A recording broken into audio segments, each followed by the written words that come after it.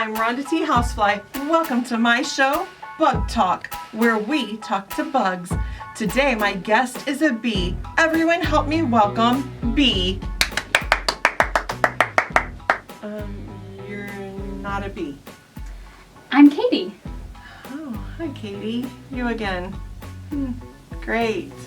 So glad you're here. Well, I brought you some bees. Where are the bees? That's a jar. They're inside the jar, Rhonda. But inside the jar isn't good for them. They make the world a sweeter place, and they can't do it inside that jar. So you know about bees making honey? Oh yes, bees make honey in their hive, and then they put it in these cute little teddy bear jars. Well, no they don't. We can do that too. Do what? We can make the world a sweeter place. Yeah, I guess we can. In fact, I would like to make the world a sweeter place and give you some flowers. Thanks, that's so nice. I made it sweeter, spreading sweetness around. That's so sweet, they're lovely. Thank you so much, Rhonda. You are welcome anytime. Now I have an idea. Why don't we make the world a sweeter place for the bees? Wait, what? And let them come out and make the world sweeter. Oh no! What's wrong? Okay, so we will be moving on to our next segment, Reading with Bees. When you think of bees, what do you think of? You probably think of the sting that they sting with and that it hurts, and if you're allergic to them, it can be very dangerous.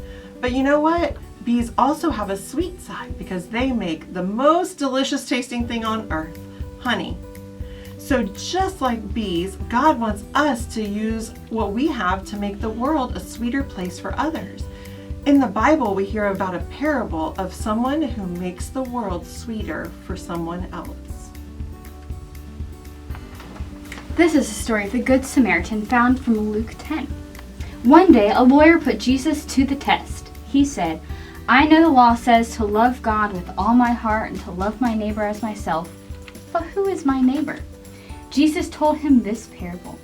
A man was on his way to the city of Jericho. Some robbers beat him. They stole everything he had. The man was hurt. He needed help. Along came a priest. The priest saw the man, but he did not stop. Along came a helper in the temple. He saw the man, but did not stop. Along came a Samaritan man.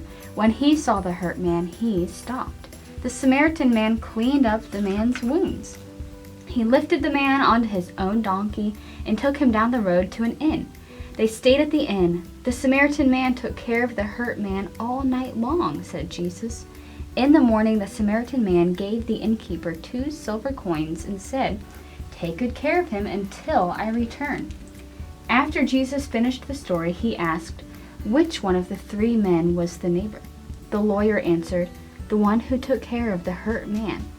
Jesus said, "Go and do as he did." Wow. This reminds us of how God wants us to be sweet and share sweetness with the world. Remember, God can use us to be neighbors to those who are hurt, in trouble, even just to be a good friend. How can you share sweetness with someone else today? And now, on to our next segment, how to not get stung by bees.